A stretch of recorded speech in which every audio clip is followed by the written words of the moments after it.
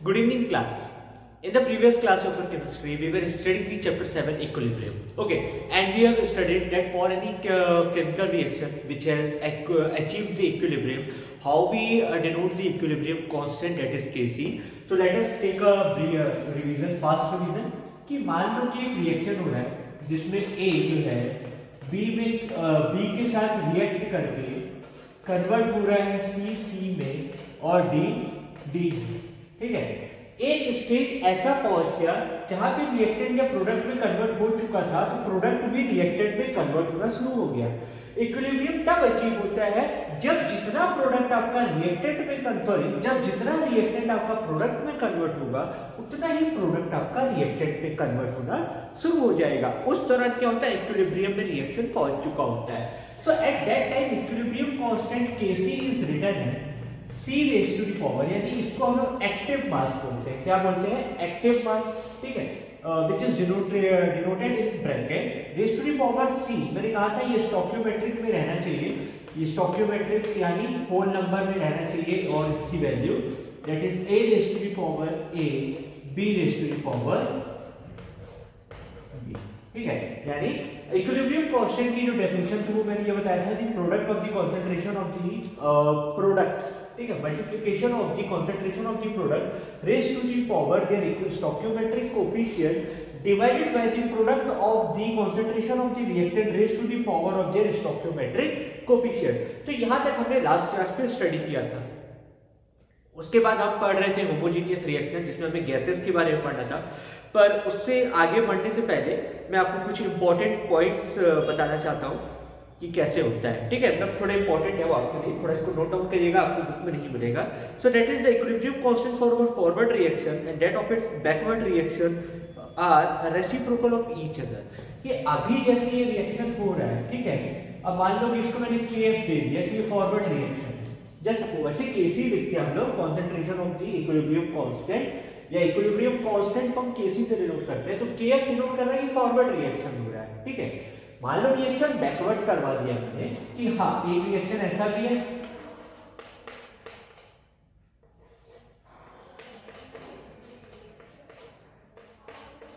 तो इस दौरान जो बैकवर्ड रिएक्शन का Kb है वो फॉरवर्ड रिएक्शन का इनवर्स होता है। तो इसको आप लोग नोट डाउन करके रखिएगा, ये इंपॉर्टेंट है, ठीक है। सेकेंड ये हुआ है कि if a chemical equation is multiplied by a certain factor, its equilibrium constant must be raised to a power equal to the factor in order to obtain the equilibrium constant for the new reaction। यानी मान लो कि मैं आपको एक example दे रहा हूँ, उसमें मैंने आपको बताया था कि अगर मैं कोफिशिएंट्स को चेंज कर दूंगा तो रिएक्शन जो इक्विलिब्रियम कांस्टेंट है उसकी वैल्यू भी कंप्लीटली चेंज हो जाती है। तो जस्ट सपोज कि एक रिएक्शन हो रहा है NO plus half of O2 that gives you NO2। What it gives? It gives you NO2। तो इस दौरान जो Kc आएगा वो होता है NO2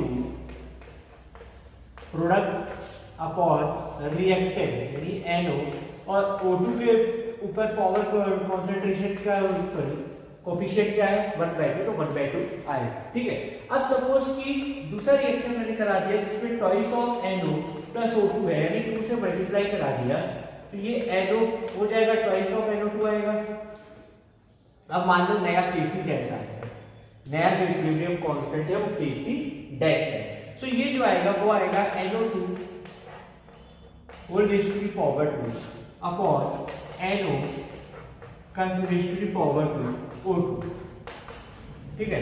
यदि मैं देखूं तो यहाँ पे पावर की वैल्यू बदल गई है, ठीक है।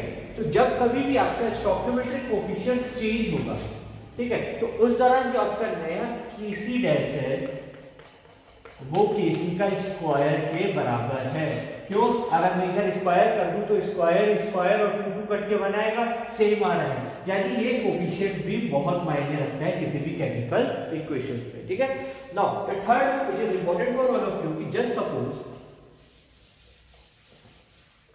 कि कोई रिएक्शन है कि A जो है B में कन्वर्ट हो रहा है, B जो है C में कन्वर्ट हो रहा है, और C जो है D में कन्वर्ट हो रहा है, एंड फाइनली A को मैं D में कन्वर्ट कराना चाहता हूँ। इस दौरान जो कोएफिशिएंट है मान लो K1 है, इस दौरान जो इक्विलिब्रियम कांस्टेंट है K2 है, इस दौरान K3 है और इस दौरान मान लो K है, तो जब A को D में डायरेक्टली कन्वर्ट कराने की बात कराई जाए तो K की जो वैल्यू आएगी वो तीनों के मल्टीप्लीकेशन के बराबर होगी। तो ये आपको याद है, ठीक है। So this are the 3 important cases which you have to know regarding the equilibrium constant. Now our next topic is equilibrium constant for the homogeneous reaction.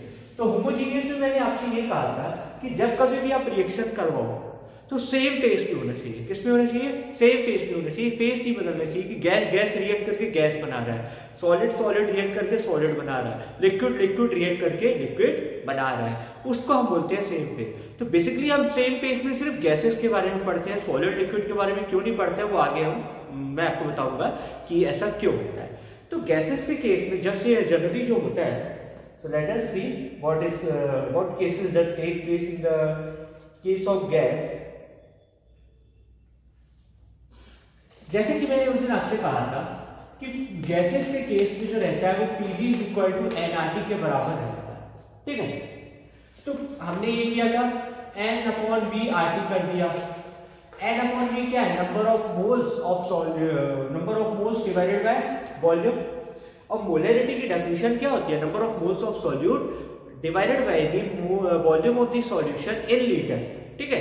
तो वो मोलैरिटी होता है, यानी ये कॉन्सेंट्रेशन है, इसको मैंने कैपिटल C से डिनोट कर दिया, कैपिटल CRT। तो जब कभी भी गैसेस के बारे में बातचीत चल रही है, हम लोग वॉल्यूम, हम लोग प्रेशर को कंसिडर करते हैं कि प्रेशर कितना एक्सर्ट कर रहा है। उस दौरान हमारा टेम्परेचर नहीं बदलेगा, ठीक है, टेम्परेचर नहीं बदलेगा पर प्रेशर बदलता है, ठीक है, प्रेशर के ऊपर रहता है।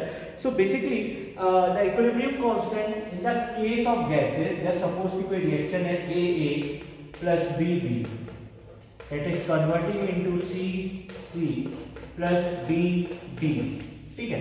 तो इस दौरान जो Kp रहता है, इस दौरान जो Kp रहेगा उसको हम प्रेशर के टर्म पे डिनोट करते हैं। किस टर्म पे डिनोट करते हैं? प्रेशर के टर्म पे डिनोट करते हैं, यानी प्रेशर ऑफ C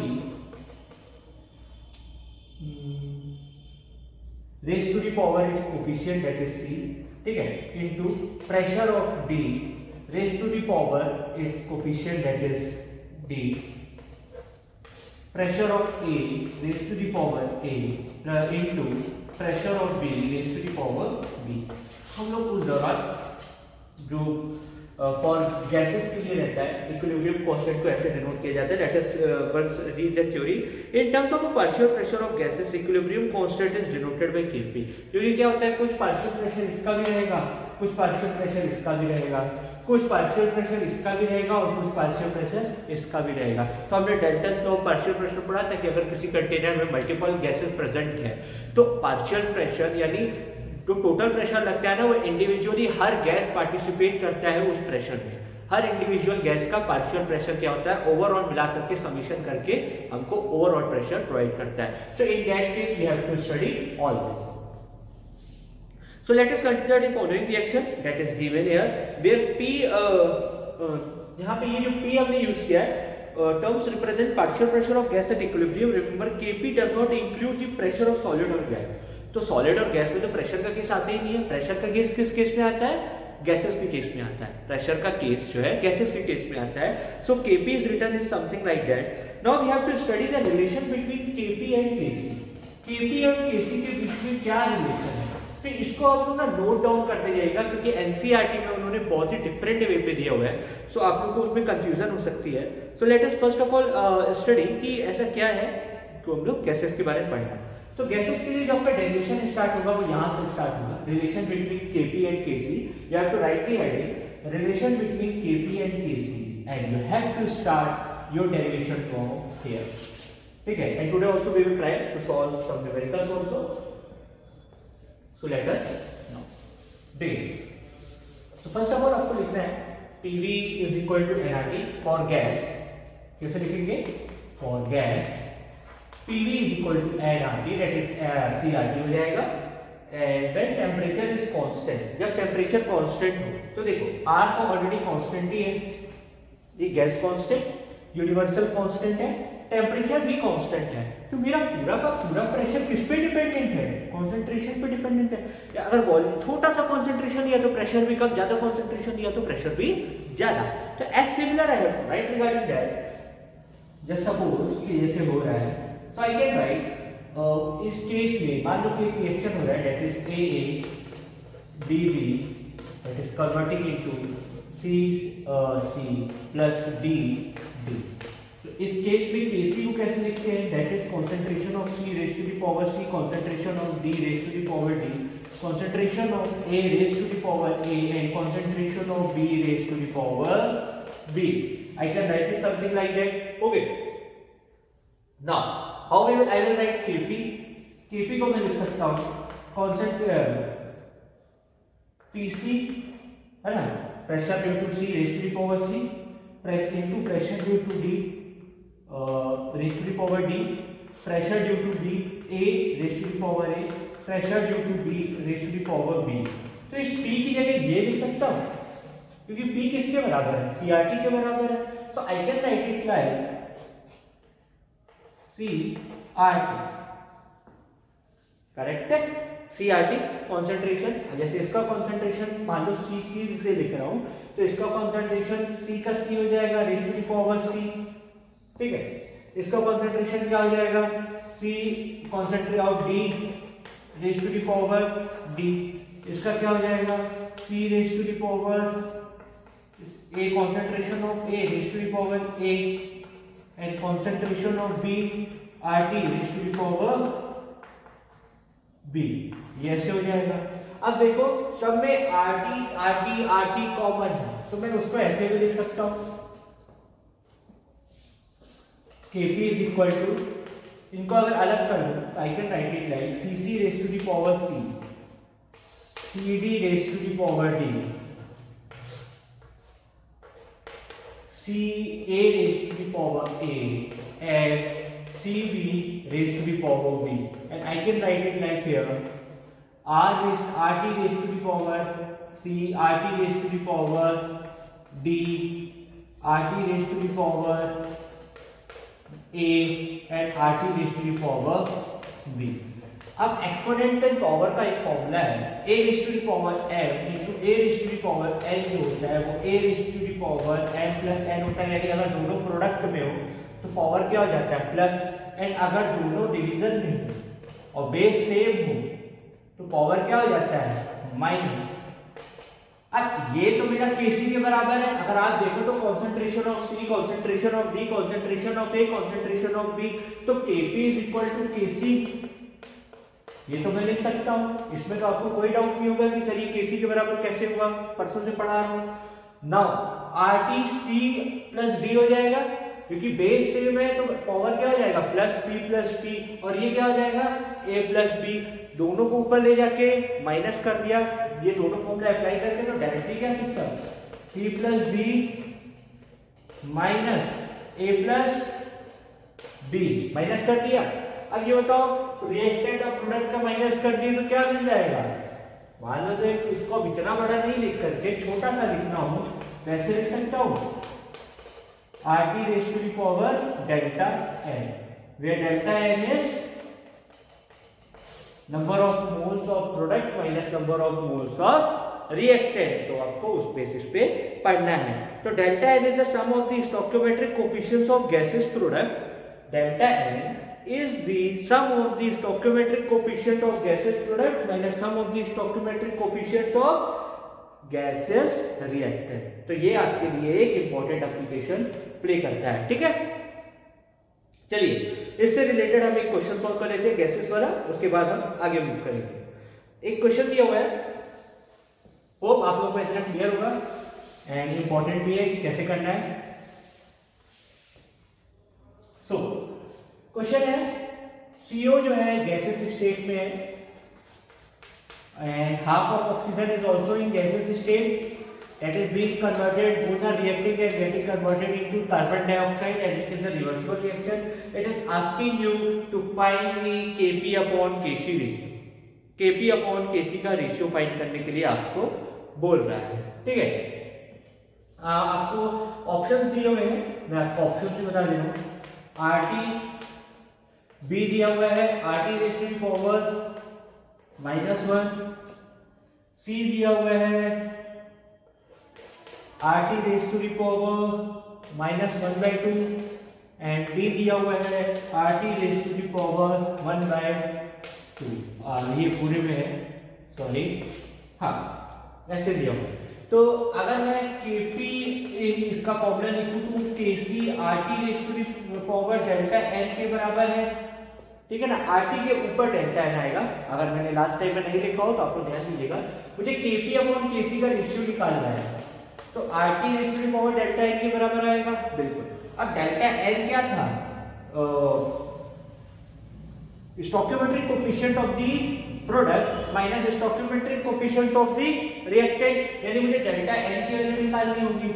ये 1 है, 1 माइनस ये 1 + 1/2 यानी 3/2 हो गया, 1 और 1 कट गया, कितना आया -1/2 आ गया, यानी RT raise to the power -1/2 आना चाहिए। तो करेक्ट ऑप्शन क्या है, C है। तो ऐसे ही आपके पास क्वेश्चंस आएंगे 1 मार्क में चूज करने के लिए। तो hope this is clear to all of you.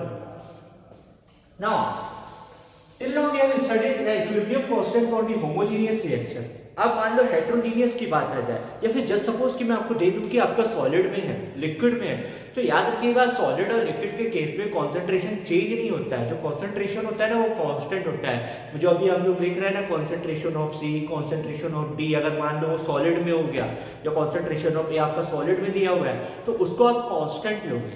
Constant इसलिए लोगे कि जब कभी भी आप केमिकल रिएक्शन कराते हो, ठीक है, लिक्विड का करा दो या सॉलिड का करा दो, अगर गैस बन रहा है तो गैस क्या होता है, इवॉल्व आउट हो जाता है, तो उसका कंसंट्रेशन कंटिन्यूअसली क्या है, बदल रहा है। पर सॉलिड तो वहीं का वहीं रहता है, लिक्विड भी वहीं का वहीं रहता है, तो उसका कंसंट्रेशन नहीं बदलता है। तो इट हैज बीन रूल्ड कि हम कंसंट्रेशन ऑफ सॉलिड, यानी जैसे कि जस्ट सपोज कि कोई आपको रिएक्शन दे दिया हो,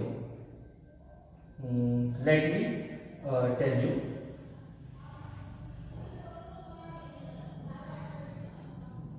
वेट सॉरी, जैसे सपोज कि मान लो आपके पास ऐसा रिएक्शन दे दिया Na+H2 एंड इसका रिएक्शन आप करवा के NaOH बनवा लो, और साथ ही साथ ऐसा हो जा रहा है कि